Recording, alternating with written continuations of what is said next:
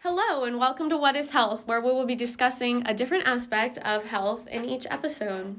Who are we? We are students at IUPUI, and we are doing this podcast for 2 communication classes, and we want to discuss what is health and how does that relate to media. I'm Allie. I'm Megan. I'm Mady. I'm Amelie. I'm Ava. And this is What is Health?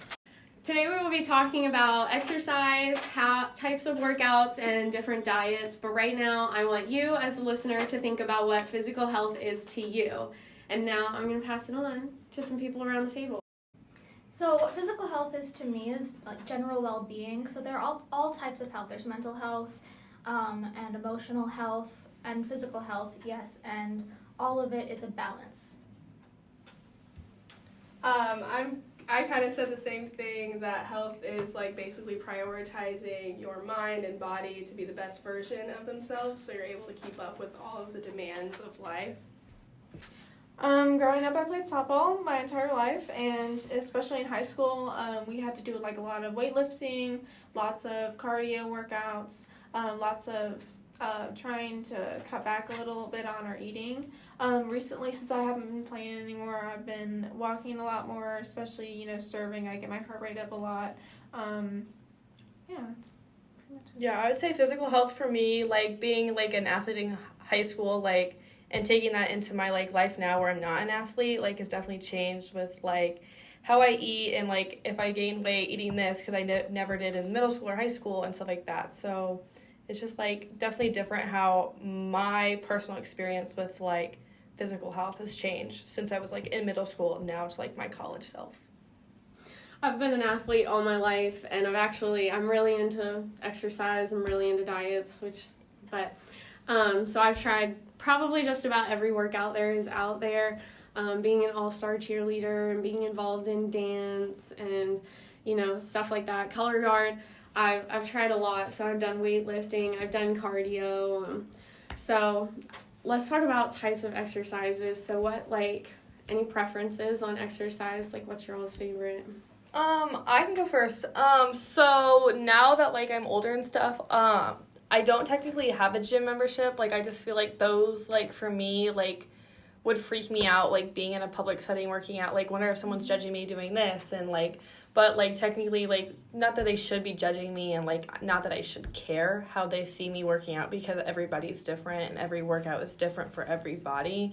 But, so I work out at home, and I have, like, an elliptical and a Stairmaster, so I kind of, like, will look at, like, workout plans, like, through Pinterest, actually, and, like, see those day-to-days, and then kind of alter it to myself. Like, I'm like, am I pushing myself too hard to where the next day I can't do what I've planned for, like, day 2, like, for the rest of the week? And then, obviously, taking breaks and stuff during is so helpful, I think, for your body as well when you're doing, like, daily workouts or every other day, or whatever your schedule is. That's how I am. I mean, we have an at-home gym at my house, and I got, like, a treadmill, we have weights, we have, like, a yoga mat so I can try and stretch out and everything. So I've been trying to pay more attention to it. My boyfriend's definitely been pushing me to try and walk more, run, trying to get me to weight lift, but I'm so fragile. I'm scared to weight lift. But I think it's something that I need to at least try, especially because, I'm not older than you guys, but I kind of feel like I am. So I feel like we have to, especially as I'm getting older, I need to start paying attention a little bit more of my health and trying to exercise more. But I don't know, with serving, I feel like I walk around so much and I'm always on the go. I feel like my heart rate is like at a high, like 98% of the time. And then I feel like that's how I get my workout in, is working. Yeah. I kind of want to throw in, like, how old are we all? I'm 21. Oh, I'm 19. I'm 19. I'm 19. I'm 19. All right. Allie's the old. So, that's a big thing that weightlifting focuses on, though, is targeting the different muscles in different ways. So, like, a lot of people think that you should hit, just arms. Like, it's arm day, it's leg day, it's whatever. But, like, you're actually supposed to try and pick, like, a different muscle group from each section. So, like, you're supposed to hit and have that full body workout. And you're supposed to do, some legs and some arms and some abs. But you're supposed to try and hit the different muscles, like your biceps and then your like your quads or your hamstrings or whatever. So that's a big thing about is like trying to balance that workout so that you're working all the muscle groups but you're not overworking them. Yeah, when I started high school, I did not work out like ever, and it was only in the gym class that I would work out. And then I became friends with this bodybuilder, and she pulled me to start going to the gym. And then she would like teach me all our workouts, and then we would do that where we would do like every day we would have a different muscle group that we would work out. Like one day would be arms, one day would be legs, and then ever since then I just started loving going to the gym because it's like I started to know what I actually needed to do, not just like random little workouts that probably didn't work for me, but yeah. See, I've never done weightlifting or anything like that. For a while, I did like body weight workouts, and this will be discussed more in another episode, but that was part of my eating disorder. It was a very specific number of body weight stuff. For me, what works is I'm a dancer, and so it's a very full body thing, so it targets different muscles like weightlifting, but it's a dynamic thing, and we do some conditioning, like at the beginning of class. We'll do squats or pulses or planks, push-ups, whatever, crunches for sure, but after that, it's very much like in the movement. For example, ballet, you're at bar, and I will be sweating like by the second combination of bar. And so there are multiple ways to build muscle is what I'm saying, because I've noticed I've gotten a lot stronger. Totally, and using your body weight is a great way to get into weightlifting. Like that's kind of like a pre-step, is kind of, using your body weight and building that up so that you can get to the weights. And I've been a total like weightlifting weirdo, especially starting like college, because I was an exercise science major my first semester. So I was like hitting the gym with a friend. We were doing like, let's add 10 more pounds to the barbell, like we got this kind of thing. But actually lately I've been really into yoga, and I've noticed in just like, I think I'm like 25 days in, that like I have so much more balance, and I do feel like stronger. But I feel like I don't know if I've always had that strength from like all-star cheer, because I was lifting athletes that weigh as much or more than me. So I don't know if I had that strength, but like the balancing is a big thing for me, because I think, you need balance in life, like walking and, having, I was learning in my structural kinesiology class from Dr. Noggle that, having larger steps, like the longer your step is, the like longer you're going to be able to walk in life, because you won't, regress so quickly. So I thought that was really interesting. It's interesting you mentioned balance. I feel like balance also prevents injury, like just in general, because it like improves your strength, and like it means you have good stability strength, and then you're less likely to get injured. Again, dancer brain. And stretching's so important. Like, and that I think I've gotten that from yoga, because I'm not just getting that balance, but I'm getting that stretching. And people think of it more being stretching, but it actually is quite like strengthening as well, using your body weight to do different things, and planks and side planks and holding certain positions can really help strengthen those muscles. But here, go ahead. That's the one thing that I noticed when I would do bodybuilding, is that when you don't stretch, how much it affects you after you work out. And if you do stretch, when I would, it made my muscles not as tender, and then I wasn't as in much pain afterwards. I wanted to bring in yoga, how there's such like a mindfulness component to it, and that ties into the mental and emotional part of overall health. And to me, when it comes to yoga and stretching and types of dance that are more mindful, it's amazing the difference you see when you connect to your like inner self, and you can really become in tune with your body, and it helps you not be in pain as much, but then you can also like check in and see what's best for you that day. Right. And another thing is like that I've read about in some places is like the more you move after your workout, after weightlifting, the less pain you're going to feel, because you are kind of like you're still working those muscles and keeping them loose. So, like active stretching. Yeah, each. For sure. I really want to try yoga now that you mentioned that. I did try like a water aerobics class when I went to Mexico last May, and I loved it. And I've always loved swimming. I've never owned a pool or anything. Like, we just have like a neighborhood pool. But like, even when I'm doing like small little laps or whatever, like I feel so much like in tune with my body, and I feel more relaxed, and I definitely feel like better about like me going on with my day. I want to get into that so bad. Absolutely. So along with those, because of course different workouts have different, eating habits that go along with them. Weightlifting, you're supposed to eat more carbs, more protein. Protein helps you build the muscles to repair those micro tears. And then, your carbs, your sugar, your glucose gives you that boost to get through your workout. So let's kind of go in and talk about some diets here and see, anyone have experience with any particular diets? My sister, she's been trying to cut back on red meat, so she's, only eating fish or chicken or salad or whatever. So she recently just started that, so I'd say about a month ago. But we did have hamburgers the other night, and she was very tempted, but she didn't do it. So, I could never live without red meat. It was just steak is one of my favorite things. Burger.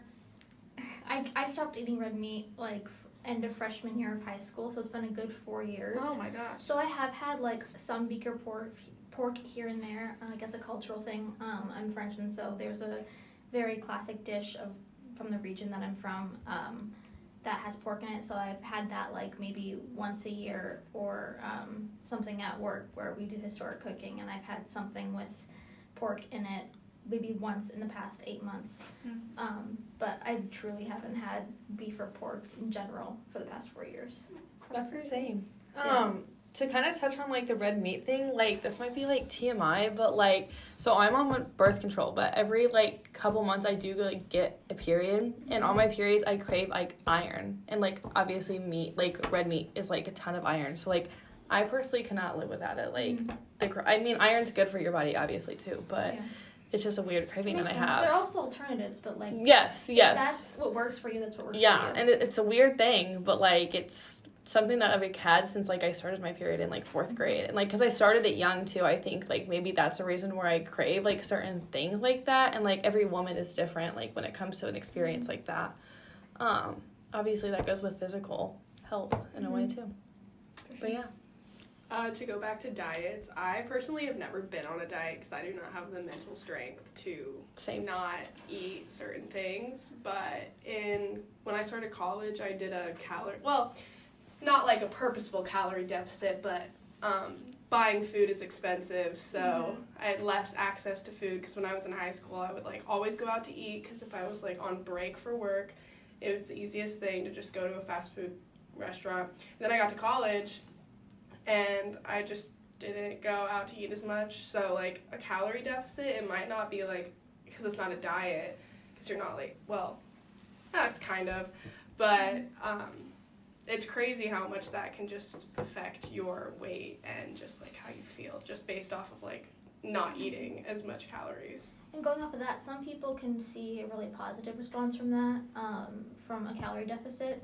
But then for me, part of, again, the eating disorder thing, we'll talk about this more, but I had a very intentional calorie deficit that was far too much, at least 600 calories deficit every day, coupled with a significant amount of exercise. And that actually caused a lot of health issues, the loss of a period, brain fog, and a bunch of other stuff that, again, we'll talk about in another episode. But it's all something I've been learning as through college, and as I'm just getting older and adulting, is everything is relative, and it's all just what works for you.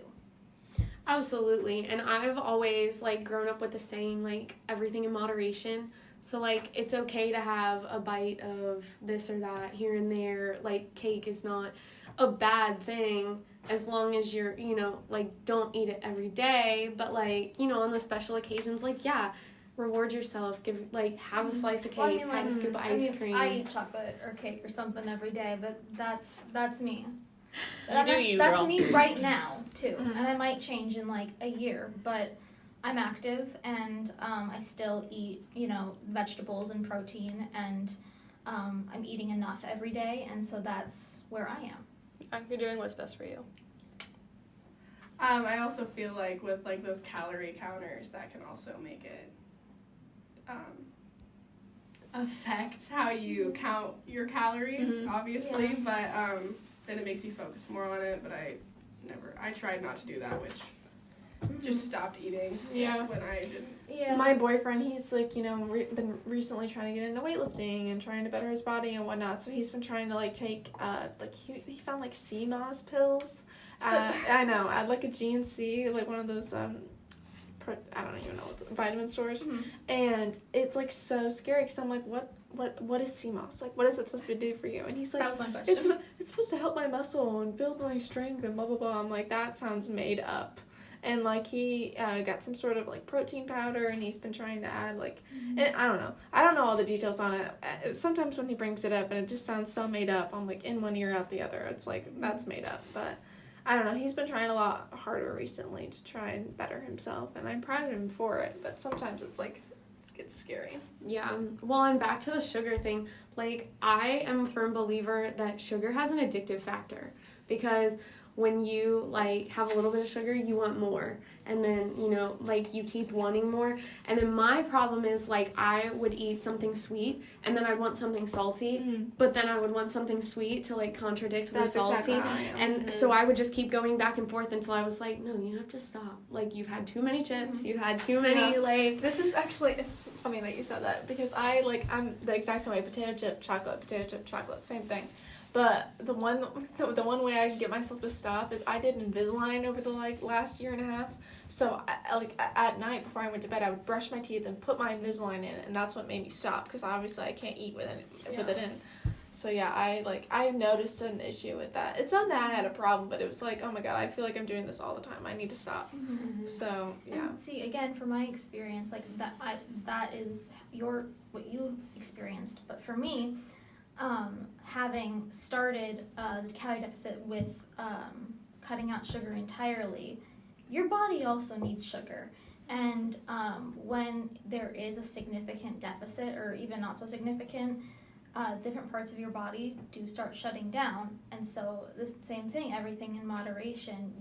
When you consider your overall physical health and what new tactics you're going to use, what new workouts, what new diets, whatever, you need to consider and pay attention to, is this benefiting me or not? Absolutely. And I mean, I think that it's been found in studies that sugar does have addictive factors that actually, lead you back to come back for more. And so that's a big thing for me, because I just randomly stopped, not for any specific reason, but having dessert after dinner, because I used to do I'll just have a little piece of candy or whatever, just give me a little bit of sugar. And I actually stopped that for some reason, really randomly.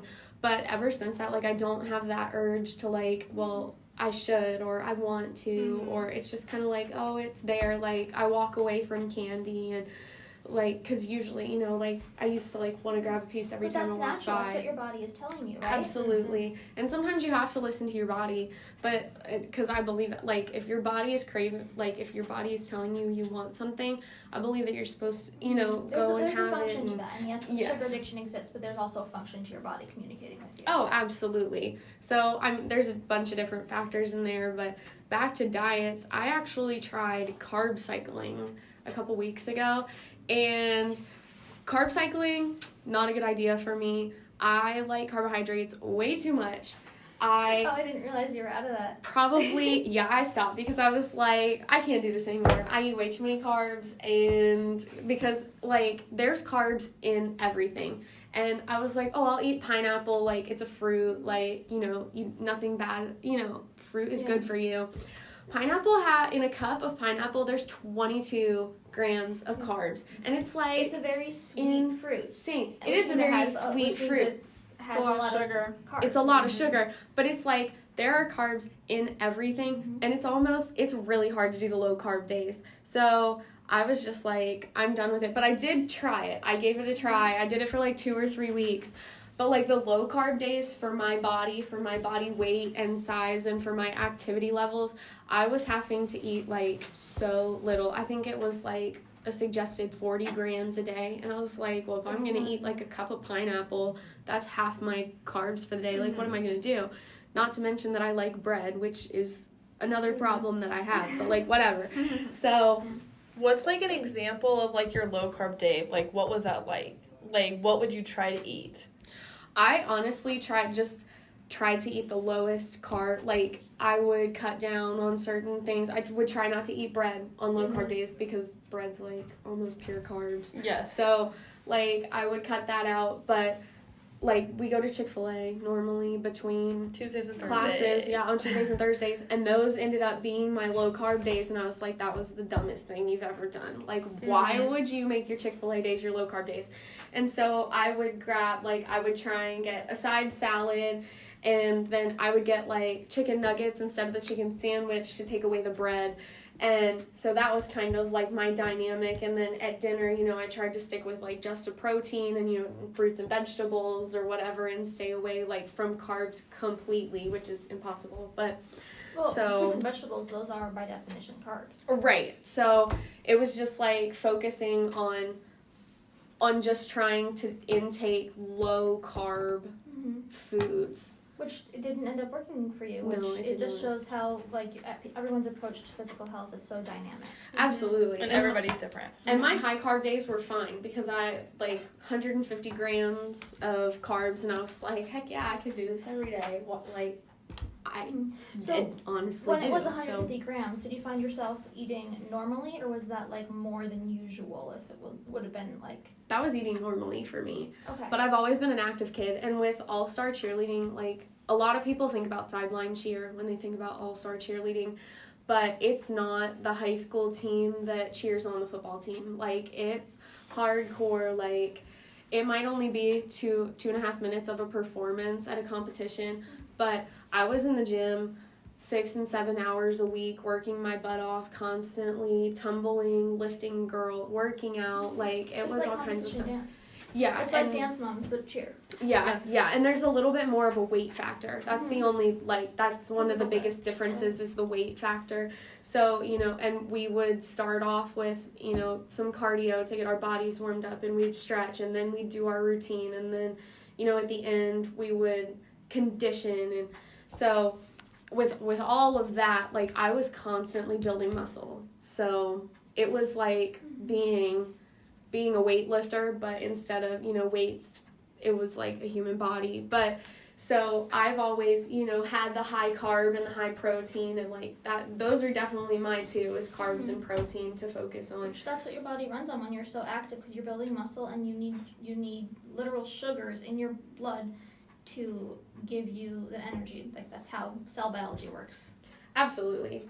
So thanks for joining us today on What is Health. We hope you enjoyed it, and we hope we gave you some personal insights to help you on your own experience, and we'll see you next time.